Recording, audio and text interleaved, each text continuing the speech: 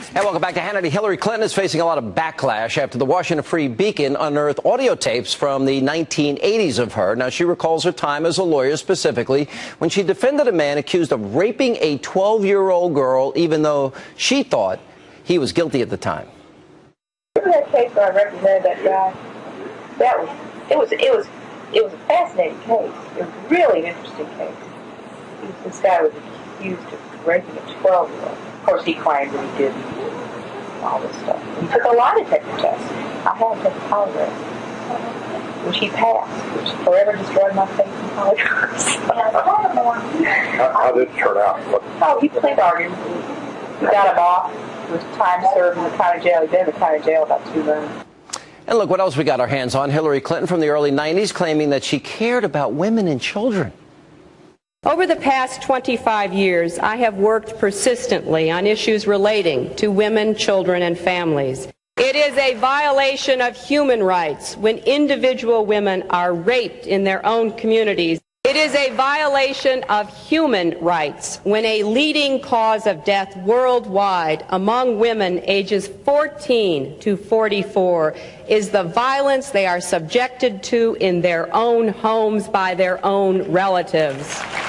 Here with reaction to more, the always outspoken Ann Coulter. Nobody in the media is covering this story.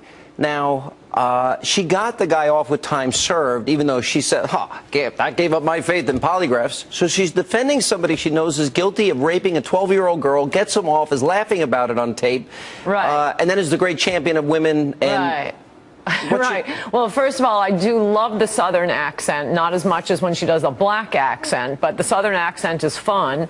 No, I think this is a pretty serious matter, and I first heard about it on your radio show. I didn't know what you were talking about. I don't think this is going to go over well with normal people because it fits in with the whole idea, both of the Democratic Party and particularly the Clintons, that they are just con artists pretending to care about the little guy while they're using legal trickery to perpetrate injustices on the weak and powerless, which is what Hillary Clinton did here. I mean, this poor girl, if you read about what the crime was, it's quite shocking, more than comes across in that little fake Southern accent conversation she gives. It was 2 guys who brutally raped and beat a 12-year-old girl who was a virgin. She was made infertile. She was in a coma for 5 days. And Hillary Clinton not only defended this guy, do not believe what they are saying elsewhere, that lawyers are required to do this. You know, oddly enough, I am a lawyer. I practice law. I don't know any lawyers who have defended criminals. I mean, personally. She said she did it as a favor. You have to reach out to take these cases. No one forces you to defend, Ted Bundy. It's always the same lawyers doing it. In any event, she submitted an affidavit claiming that this poor 12-year-old girl was a fantasist, that she had falsely accused other people before. When the girl was presented with this recently, she didn't know that Hillary had worked so hard to get her rapist off. She said, I don't know what she's talking about. She's lying in this affidavit. How can we trust her as president if she'll lie in a court case to defend the rapist of a young girl?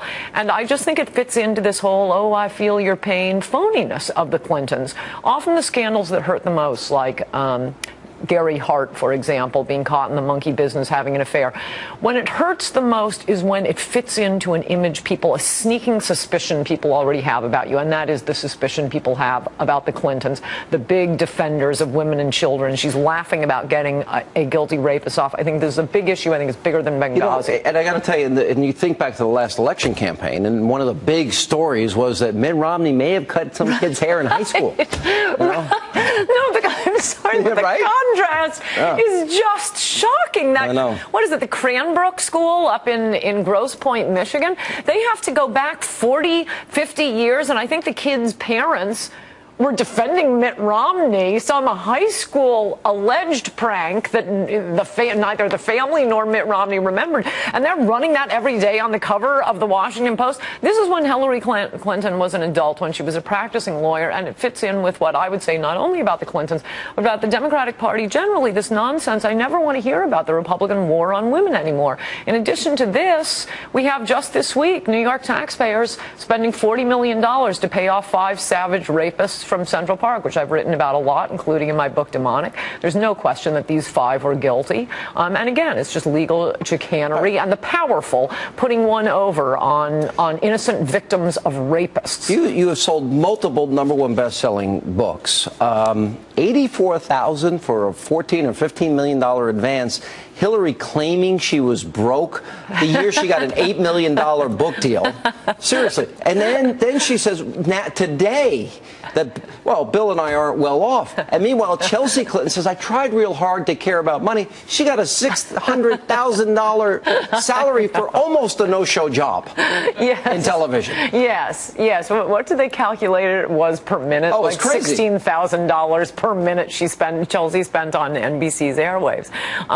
No, Hillary does not have the light touch that Bill Clinton does, and that's saying something, since I don't think he's so charming and charismatic despite the rumors. But that business about dead broke, what's funny is to see liberals, they flash back and forth between viciously attacking Mitt Romney for having worked for his money. He gave away all the money he inherited, worked for his money, made himself a wealthy man, and then when Hillary Clinton, who has acquired all of this money by being married to an adulterous president, and we must make a president now, that's how she gets her money, and they turn around and start citing, FDR. Well, we want our presidents to be richer than we are. Wait, you weren't saying that about Mitt Romney. It was all Mr. Elitist out of touch. Ann Coulter, good to see you.